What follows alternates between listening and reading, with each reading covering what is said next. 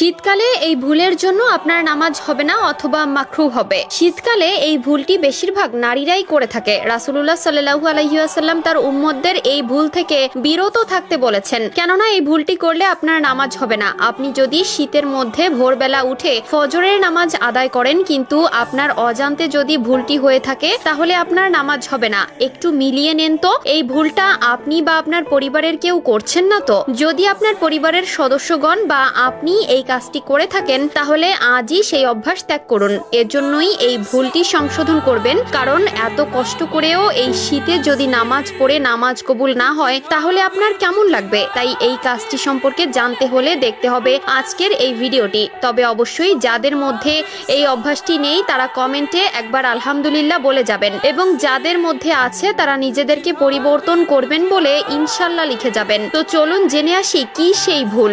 আমরা প্রতিনিয়ত সালাত আদায় করে থাকি আল্লাহ তাআলাকে সন্তুষ্ট করার জন্য, হোক সেটা শীত বা গরম। যাদের মনে প্রাণে আল্লাহ তাআলার প্রতি সবসময় ভীত মনোভাব কাজ করে, তাদেরকে কাঠফাটা রোদ কিংবা বরফে জমে যাওয়ার মতো শীত হোক, তারা ঠিকই সালাত আদায় করে। কিন্তু বেশিরভাগ মুসল্লি হয়তো জানে না যে একটি ভুলের কারণে তার এত কষ্ট করে আদায় করা সালাতটি মাকরুহ বলে ঘোষণা হতে পারে, কিংবা তা সরাসরি কবুল নাও হতে পারে। বিশেষ করে বর্তমানে যারা গ্রামের দিকে বসবাস করে তাদের মধ্যে এই ভুলটি সব থেকে বেশি লক্ষ্য করা যায়, যেটি হলো মুখ ঢেকে সালাত আদায় করা। এক্ষেত্রে মহানবী সাল্লাল্লাহু আলাইহি ওয়াসাল্লাম সহিহ মুসলিমের হাদিস নম্বর 1079-তে বলেন, যে ব্যক্তি নামাজে মুখাবরণ পরিধান করে সে যেন আল্লাহর সঙ্গে সরাসরি সম্পর্ক স্থাপন করার পরিবর্তে নিজের বাহ্যিক পরিচয় বা মর্যাদা প্রদর্শন করতে চায়। আবার সহিহ বুখারীর হাদিস নম্বর 1319-এ উল্লেখ আছে, মহানবী সাল্লাল্লাহু আলাইহি ওয়াসাল্লাম বলেন, মুখ ঢেকে সালাত আদায় করা এ কারণে নিষেধ যে এটি নামাজের একাগ্রতা ও